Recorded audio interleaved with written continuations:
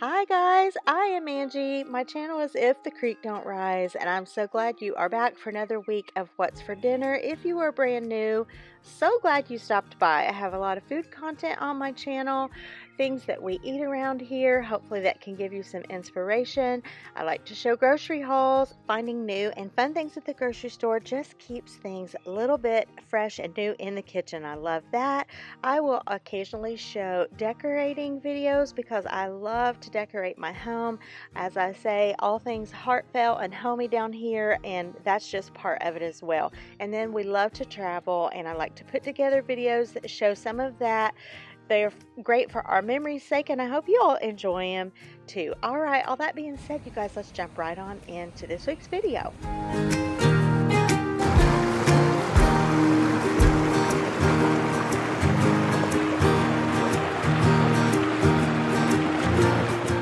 Alright, I'm going to start this one off just a little bit different. Welcome to a busy Saturday in my kitchen.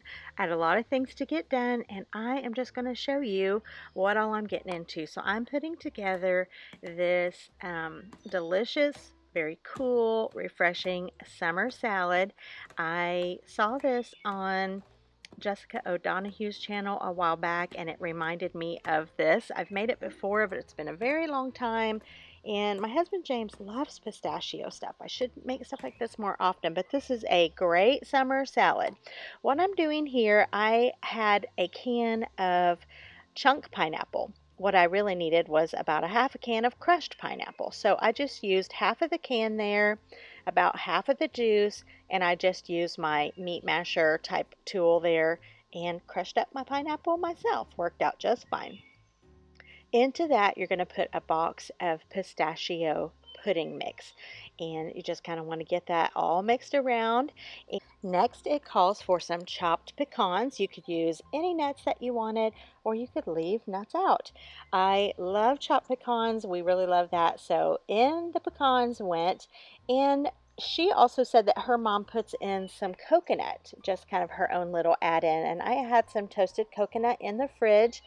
I think adding in coconut is a fun addition to this. So coconut went in, and now it's time for Cool Whip. I'm telling you guys, this could not be any easier. I thought I had a whole tub of Cool Whip. I did not. I only had a half, so I went ahead and just stirred that in, and then I just took some heavy whipping cream, which thank goodness I had that in the fridge, and I just whipped up my own to finish it off. How easy is this salad, you guys? This was so good to eat on for the next couple of days. Plopped a cherry on top and took a dish of this to James. He was in pistachio heaven. All right, I'm moving on to the next dish. Same Saturday in the kitchen. Just continuing on my to-do list, I am pulling together a buffalo chicken dip. Out of my freezer, I pulled this buffalo chicken out. I had bought a Costco rotisserie chicken, had pulled that off and done a few things with it when I brought it home. One was which make some buffalo chicken sandwiches. Half of the mixture went on the sandwiches, the other half went into the freezer for whatever I would need it for down the road. We love buffalo chicken. So today is the day, and I am putting together this buffalo chicken dip that is so good. You bake it in the oven. It's super quick and easy to prepare, and it's just a hit always. So starts off with a block of cream cheese, and then I'll have the recipe linked down below. Of course, most of the time you're starting with just your chicken, you add in your buffalo sauce, etc. But mine's already prepared, so all I'm adding in here now is sour cream. I'm going to get this thing stirred together, and in my baking dish, you top it with a fair amount of cheese. And oh my goodness, when this bakes up, you serve it with tortilla chips, and it is so good. It's a good party food. It's a good fall time food. It just, has a little heat. Of course, you know what I say, eat food whenever you want it. It doesn't matter if it's a seasonal type of food or not. Just have it. When you decide you want it, have it. But this one is really good for that time of year too. But I'm telling you, this flew off the table. I took it to our fellowship meal at church the next day. I like to prep on Saturday and get my things ready for the next day. And this went quickly. Always such a good thing to make. Move on to what we're actually going to have for dinner later this Saturday evening. So I've chopped up some red onion, got that in my bowl, and let me tell you, this right here was the game changer. These Simply Vidalia pickled Vidalia onion strips. I chopped those up. I actually just stuck my kitchen scissors in there and kind of cut them up. Put those in here. I am making potato salad, and I'm just going to say it was probably the best one I've ever made. In goes a little bit of onion, salt. My potatoes are done. I have these Yukon Gold potatoes, got them drained. I'm just going to scoop those all over into this bowl. I'm serious. The potato salad was so good. James said the same thing. He's like, you got to buy those Vidalia onion strips, if nothing else, to put in the potato salad. It just had such a good flavor. And I'm thinking, James and I both are thinking, it came from that. So, so good. So I am one of those people, we've talked about this before here on my channel in regards to chili. Like, do you always follow a recipe or do you wing it? I wing it with potato salad just like I do with chili. I'm sure it's no surprise to those of you who watch regularly. I guess I just use what I have on hand or what sounds good at the time.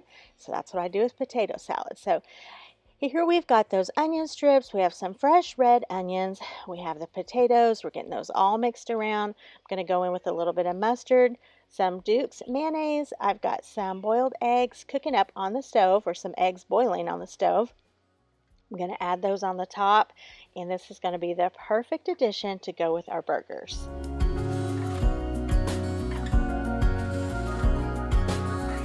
And I mentioned earlier that I like to find new fun things at the grocery store, and this is one of them. All dressed, a mixture of barbecue, salt and vinegar, and ketchup potato chips. These were really good, very flavorful. We really liked them, and that was perfect to go alongside. Look at James's double cheeseburger. Oh my goodness, it was squishing out of there. So good. He did these on the grill. They were just delicious. All the good stuff on mine as well, with the potato salad and the potato chips. We're getting our potatoes in today. This was a perfect Saturday evening summer meal. Just absolutely delicious.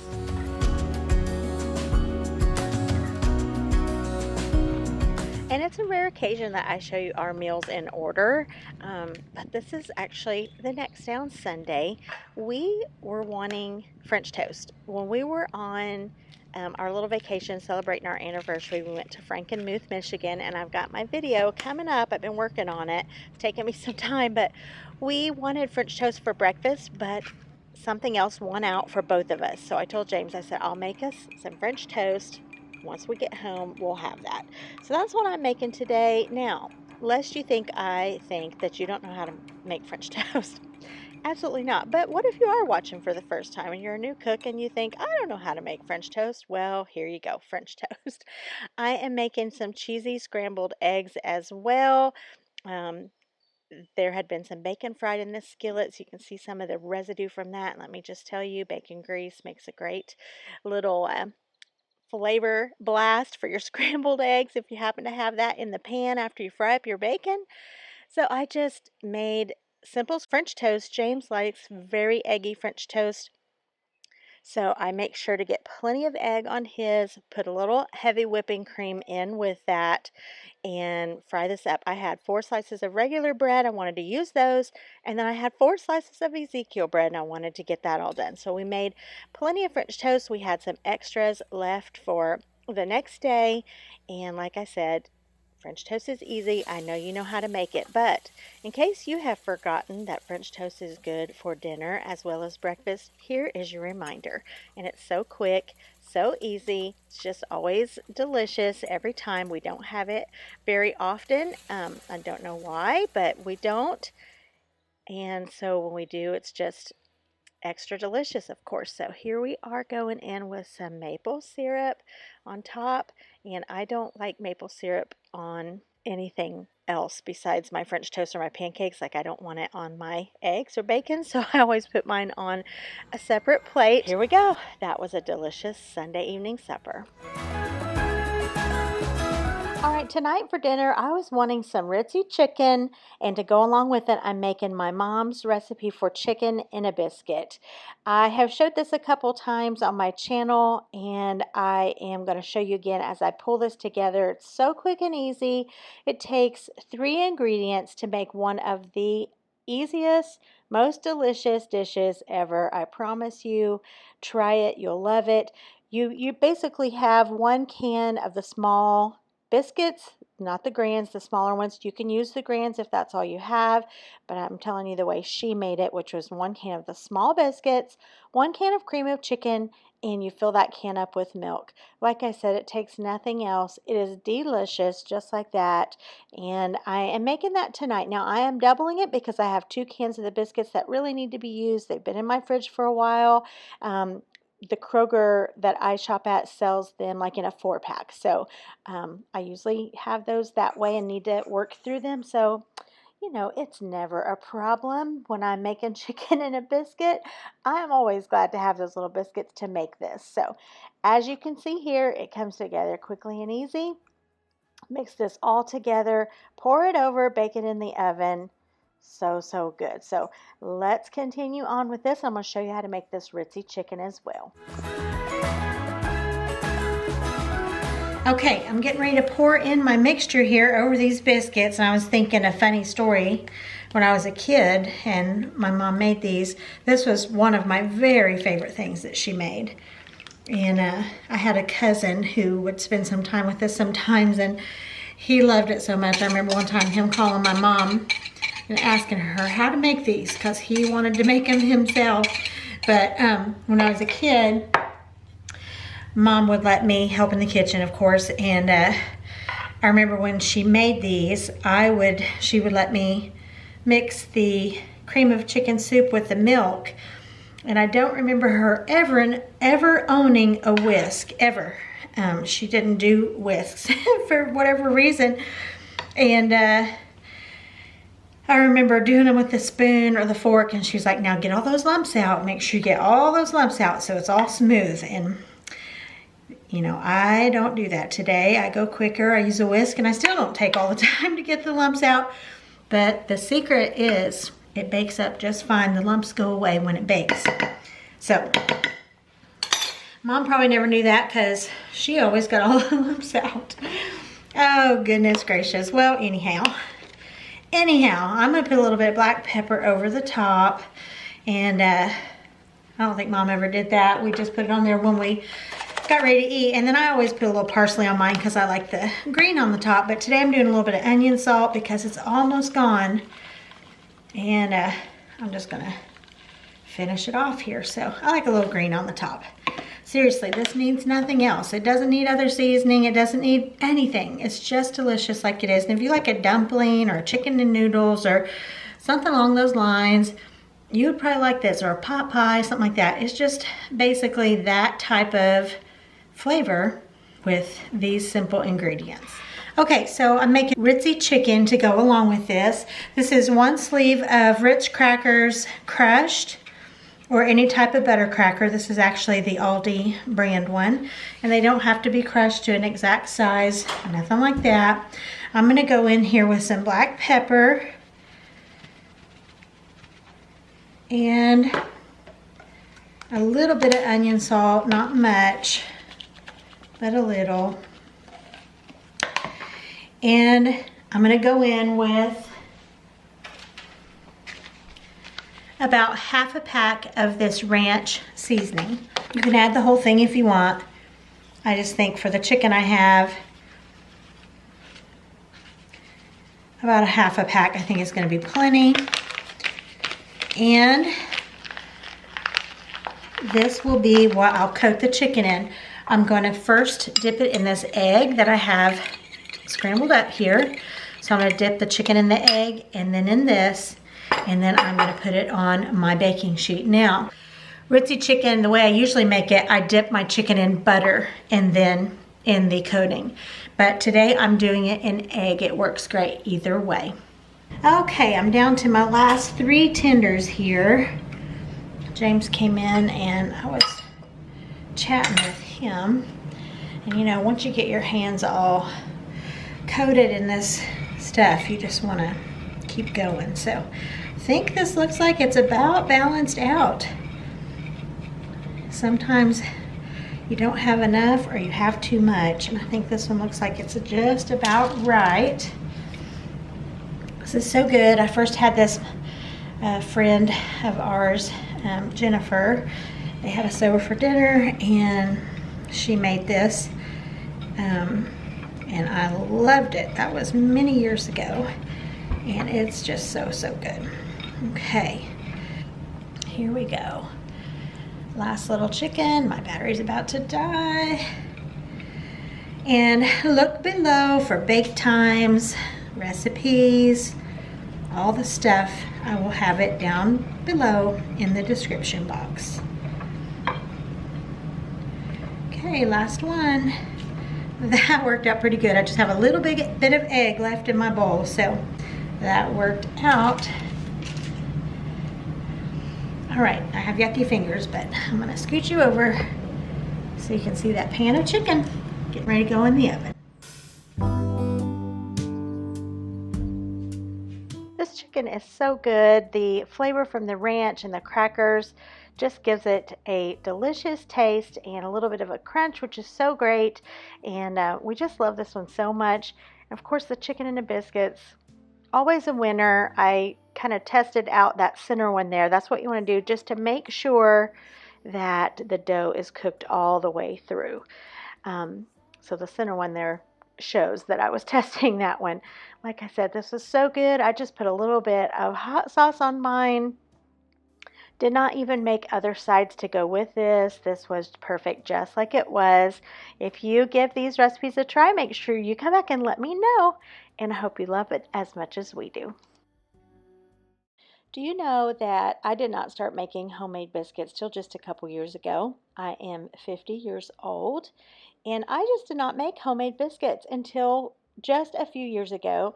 I had tried through the years a couple times, a few times. I just didn't ever have a recipe that I really liked. So I bought the Pillsbury, the biscuits that you bake in the oven, the Walmart brand of those, or just Grand's biscuits or whatever. My mom never made homemade biscuits from scratch. That was just not something that she did. And so a few years ago, saw Fallon on Moss Family TV make her homemade biscuits, and I was like, you know what? I can make those. And they are delicious. Now, my husband, on the other hand, grew up having the best homemade biscuits. His mom, his grandma, I've had them both. They're so good. I don't know that mine are as good as theirs, but these are really good, and they are so easy. So if you are one who doesn't make homemade biscuits, give these a try. They are quick.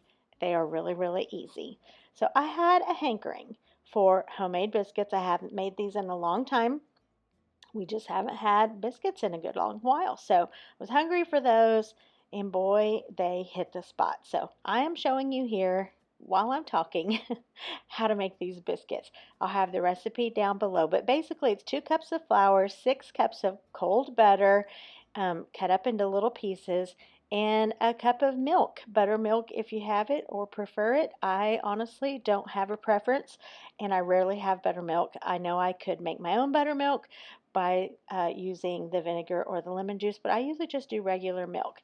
And I am a self-rising flour girl, and so this takes self-rising flour. You can use the all-purpose and just add your own things to it, but self-rising works fantastic.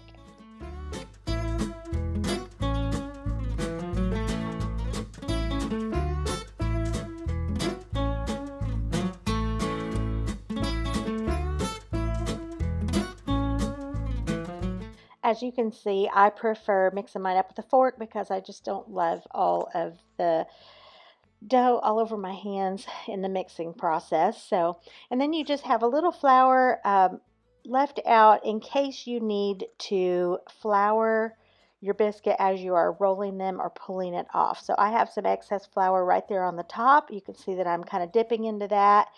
And you just get a little bit larger than golf ball sizes for these, and I make them the same size every time because I bake them in this pan every time unless I am making a double batch. But I use this little pie plate that I have greased every time, so I know that the amount of dough I have will fill this perfectly with biscuits. So just pull off your amount, a little bit bigger than a golf ball size, roll it up a little bit, and then I kind of push it down once I get it in the pan. And then if you see you have some dry bits down in the bottom, just get some wet dough or a piece that doesn't have as much flour on it, scoop those up and kind of mix them in.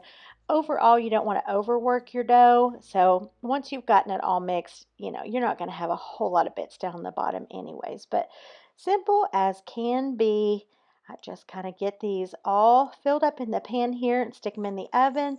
They bake up pretty quick. As I said, I'll have everything down in the description box below. So click that little drop down underneath my channel title and you'll see, I think it says more beside of it. You'll see all the recipes or links, anything that you need will be down there. Next up, you guys, let's get down to frying some potatoes. Another thing we haven't had in a long time. So I've got my potatoes cut up. This is how my mom always cut hers. I say that so many times on my channel, but so many things that I do in the kitchen is because that's how I had them when I grew up. So I've got my potatoes cut. I'm going in with a little bit of garlic salt, black pepper, and then I'm going to use a little bit of, and that's not even true, garlic powder, black pepper, and Lowry's seasoning salt. I am getting those seasoned up and frying these up in a little bit of bacon grease. I had someone leave a comment that I use so much salt in my food. Everything I show has so much salt, and they would have such high blood pressure if they ate my food. I don't know how that's coming off. I hope it's not. I definitely don't use too much salt, but I do like our food to be seasoned and flavorful, and that comes from all sorts of different things, not just from salt. But anyhow, just thought I would share that. The comments sometimes are interesting, you guys, but most of y'all are just so sweet always. Anyhow, I'm going to fry these potatoes up. I did put in just a little bit of water, about a cup or so, and put my lid on, so that gets these cooking all along a little bit quicker, kind of steams them up. Look at that crispy brown that we've got on there. Oh, these were really, really good. And look, I didn't make a whole bunch. I'm doing better and better about not making as much food so we don't have as many leftovers. I love this Parkview brand of the turkey Polska kielbasa, the smoked sausage from Aldi. It's really, really good. So I am just browning that up in the pan. So quick and easy. I've said that so many times before. If you want to keep something in your fridge that you can get on the table quick, that is a smoked sausage or kielbasa, something along those lines. All right, here are the biscuits out. The only thing with this biscuits, they do not brown up during the cook time. I usually pull them out, put a little butter on there, and if I'm feeling like I want to do this, I'll put them under the broiler just to get them a little bit brown, but most of the time I don't. They just don't brown up super well. Again, that's not a big deal. It doesn't affect the taste.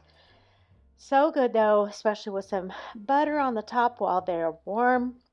And then I just made Kraft macaroni and cheese. And then this is James' plate here. I'm just making this up for him. Look at this biscuit. How thick and delicious. Oh, yes. This was one of those, like I said last week, it's just one of those simple summer suppers that are quick and easy to make. It just hits the spot every time. Just this one reminds me so much of a meal that I would have growing up, minus the biscuits, but my dad loved smoked sausage and fried potatoes, and often my mom would make mac and cheese to go along with it. So this one's definitely a throwback meal for me.